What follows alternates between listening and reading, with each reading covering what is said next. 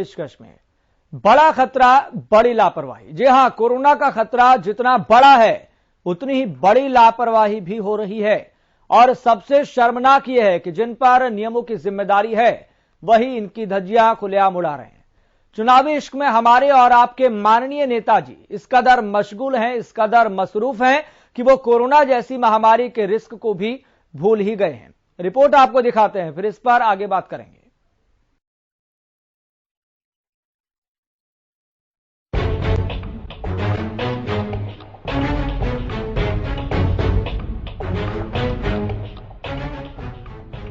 Corona के risk से बढ़कर चुनावी इश्क में डूबने का खामियाजा अब माननीयों को भुगतना पड़ रहा है। अब दिल्ली के मुखिया अरविंद केजरीवाल पर कोरोना वायरस ने अटैक किया है। खुद सीएम ने ट्वीट कर लिखा, मेरी कोरोना रिपोर्ट पॉजिटिव आई है, हल्के लक्षण हैं, घर में खुद को आइसोलेट कर लिया है। जो लोग पिछले कुछ दिनों में मेरे संपर्क में आए हैं, कृपया खुद को अलग करें और अपना टेस्ट करवाएं। सीएम साहब तो अपने एक ट्वीट से ही सारी जिम्मेदारियों से फारिग हो गए, लेकिन अब ये जानना भी जरूरी है कि आखिर पिछले कुछ दिनों में वो कहां-कहां गए और किस किस से मिले। पिछले 5 दिनों में कहां-कहां गए केजरीवाल? 3 जनवरी को देहरादून में जनसभा की, 2 जनवरी को लखनऊ में जनसभा की, 1 जनवरी को अमृतसर राम तीर्थ मंदिर पहुंचे, 31 दिसंबर को पंजाब के पटियाला में शांति मार्च में शामिल हुए, 30 दिसंबर को चंडीगढ़ में विजय यात्रा का हिस्सा थे। यानी इन सभी कार्यक्रमों में जो लोग भी सीएम के संपर्क में आए उनके भी कोरोना पॉजिटिव होने का खतरा बढ़ गया है। इसी बीच एक सवाल ये है कि क्या इससे इम्यूनिटी स्पीड का खतरा कई गुना बढ़ गया है, क्योंकि सीएम के संपर्क में आने वाले लोग पिछले कई दिनों से न जाने कितने लोगों से मिले होंगे। ऐसे में कहीं ये सब कोरोना के डाकिये बन गए तो क्या होगा? लेकिन चुनावी इसका भूत सिर्फ केजरीवाल तक ही सीमित नहीं है। देश के प्रधानमंत्री भी रैलियों और जनसभाओं में किसी से पीछे नहीं हैं। यूपी के सीएम योगी आदित्यनाथ की रैलियों में भी कोरोना नियमों की धज्जियां उड़ती देखी गई हैं।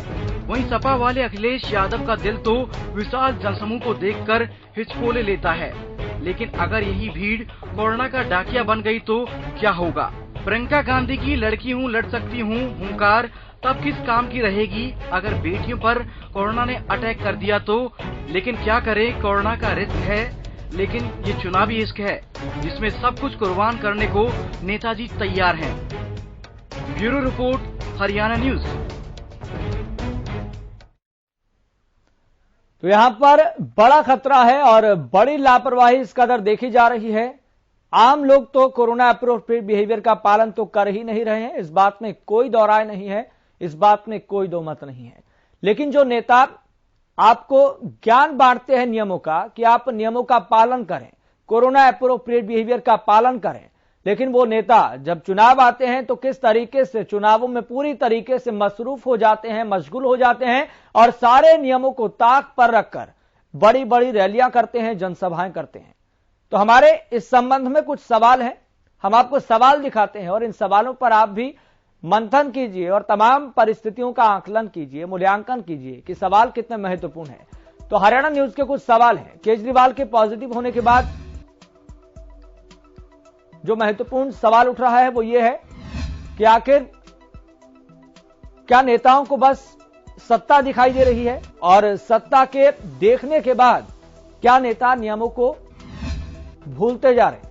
क्या रैलियों की भीड़ कोरोना का डाकिया बन रही है?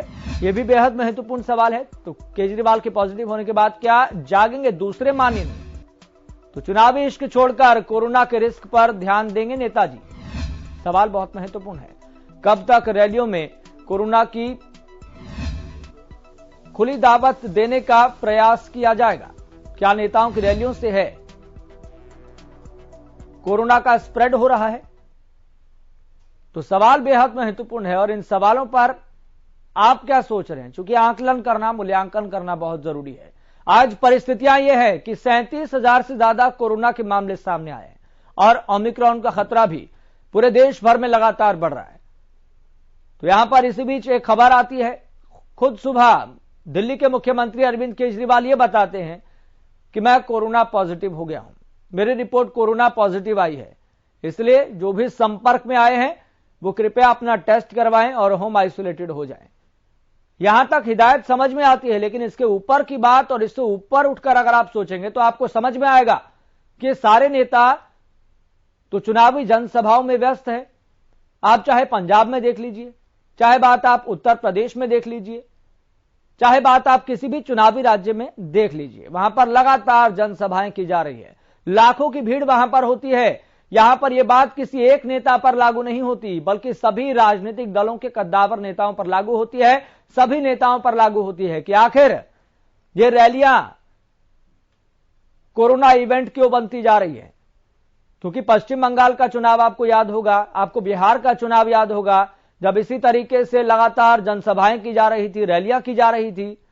लेकिन जब चुनाव आयोग इन तमाम राजनीतिक दलों को बुलाता है कि बताइए क्या करना है, तो सारे राजनीतिक दल कहते हैं कि चुनाव अपने समय पर होने चाहिए। तो यहां पर एक बार फिर से नेताजी का चेहरा दोहरा दिखाई दिया, दोहरे मापदंड। सारे नेता दिल्ली आते हैं तो कहते हैं कि आप कोरोना के नियमों का पालन करें, चुनावी राज्यों में जाते हैं तो खुलेआम उन्हीं नियमों की धज्जियां उड़ाते हुए दिखाई देते हैं। तो ये कैसा दोहरा मापदंड है, लोगों को समझाया जाता है, खुद इसका पालन नहीं कर रहे। तो कोरोना का खतरा जितना बड़ा है उतनी ही बड़ी लापरवाही भी हो रही है। सबसे शर्मनाक बात यहां पर यह है कि जिन पर नियमों की जिम्मेदारी है वही इन्हीं नियमों की धज्जियां उड़ा रहे हैं।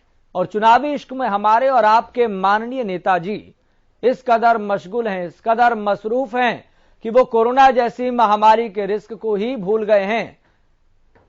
हमने आपको रिपोर्ट के जरिए बताया कि मुख्यमंत्री अरविंद केजरीवाल कहां कहां पर जनसभाएं कर रहे थे, कहां कहां पर रैलियां कर रहे थे। और सबसे ज्यादा हैरानी की बात तो यह है, मास्क नहीं लगा रखा था। इससे ज्यादा शर्मनाक बात क्या होगी, जब पूरे देश में लगातार कोरोना के मामले बढ़ रहे हैं, लगातार स्टडीज सामने आ रही है, लगातार रिपोर्ट सामने आ रही है, और ऐसे में हमारे आपके नेताजी, हमारे आपके माननीय नेताजी कोरोना के एप्रोप्रिएट बिहेवियर का पालन ही नहीं कर रहे। और दिल्ली आते हैं सारे नेता तो कहते हैं कि जनता को कोरोना के नियमों का पालन करना चाहिए। बताइए ये कैसा दोहरा मापदंड है। आपको समझाया जाता है, लेकिन जब चुनाव दिखता है, सत्ता दिखती है, कुर्सी दिखती है, कुर्सी की चाबी दिखती है, तो यहां पर नेताजी खुद ही नियमों को ताक पर रखकर धज्जियां उड़ाते हैं। बताइए कोई नेता एग्जाम्पल सेट नहीं कर पा रहा आज इस आफत काल में, इस संक्रमण काल में।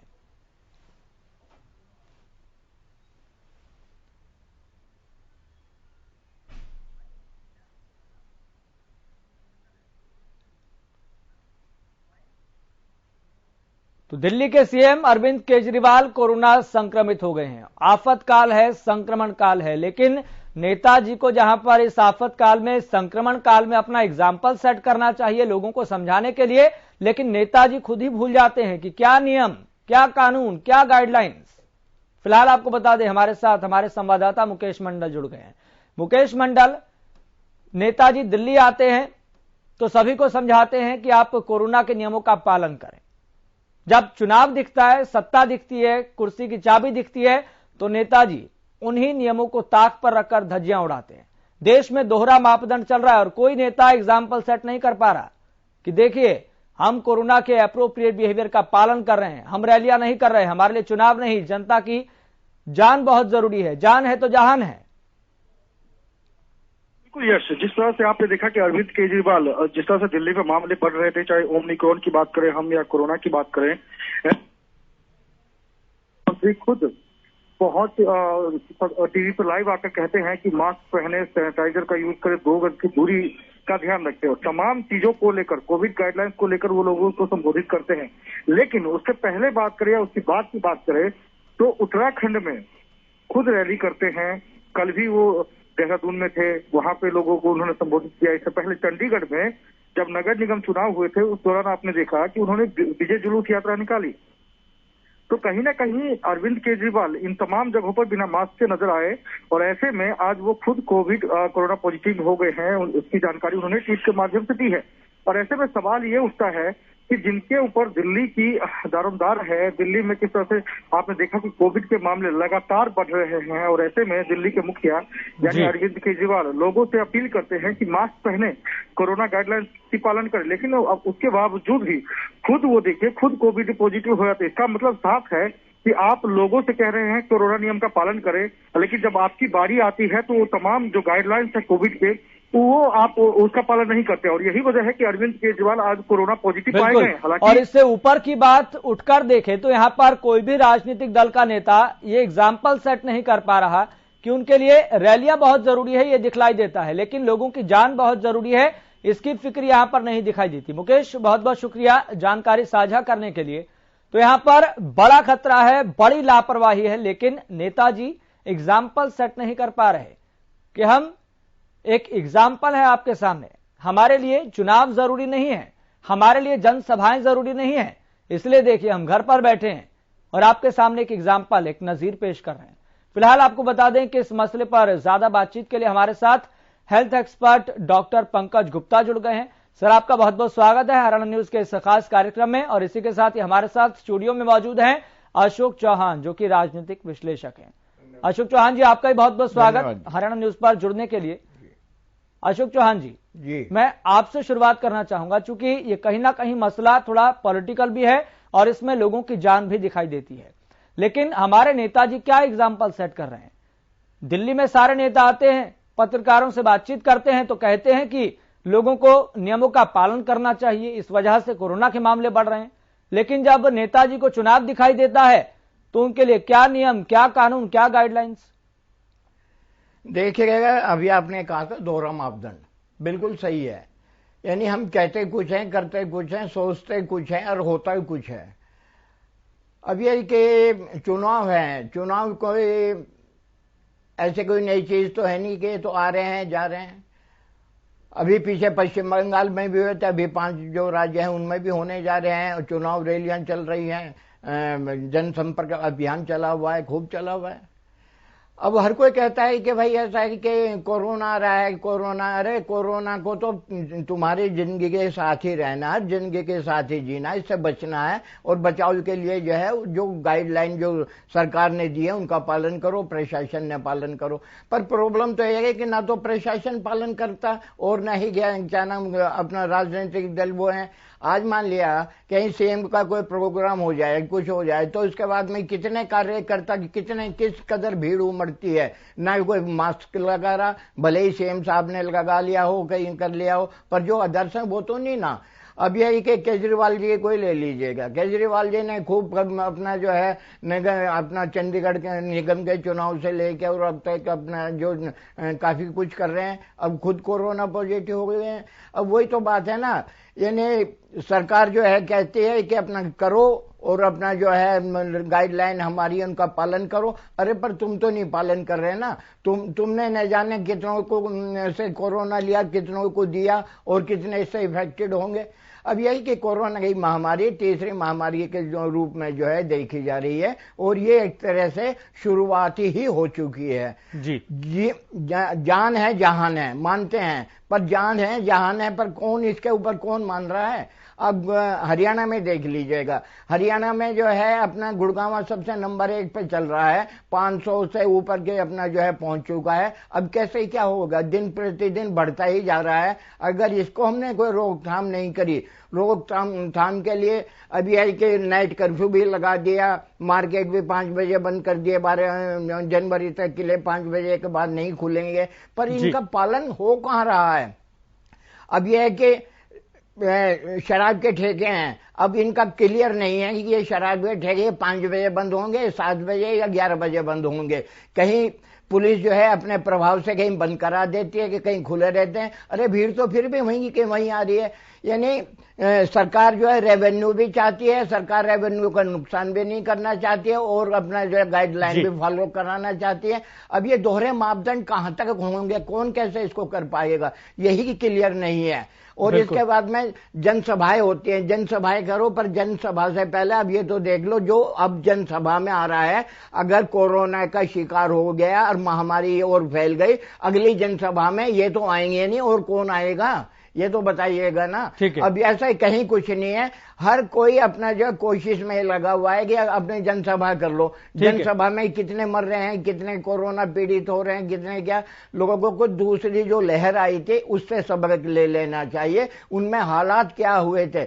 भले ही सरकार अपना जो है ऑक्सीजन में जो है अपना आत्मनिर्भर हो गई हो, भले ही बेड की अपना जो है उसमें कैपेसिटी बढ़ा दी हो, पर जब हालात बिगड़ते हैं ना उस टाइम ना बेड मिल पाते और ना ही ऑक्सीजन का हो पाता। ठीक है, इसको लेकर कई सवाल हैं जो फिलहाल हेल्थ के नजरिए से भी देखे जा रहे हैं। हमारे साथ डॉक्टर पंकज वत्स हैं। डॉक्टर पंकज वत्स, फिलहाल हालात लगातार बिगड़ते जा रहे हैं, इस बात में कोई दो राय नहीं है, कोई दो मत नहीं है। कल 33,000 के करीब मामले सामने आए थे, आज 37,000 से ज्यादा मामले सामने आए हैं। फिलहाल आपका खुद का आंकलन क्या कह रहा है?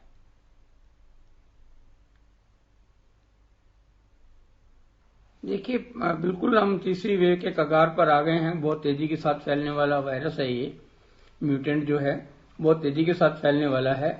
और अभी आप दिल्ली की रेट देख रहे हैं कि एकदम से 6.59 पॉजिटिविटी रेट हो गया है। देखते देखते ही 3-4-5 दिन के अंदर इतना तेजी के साथ बढ़ा है।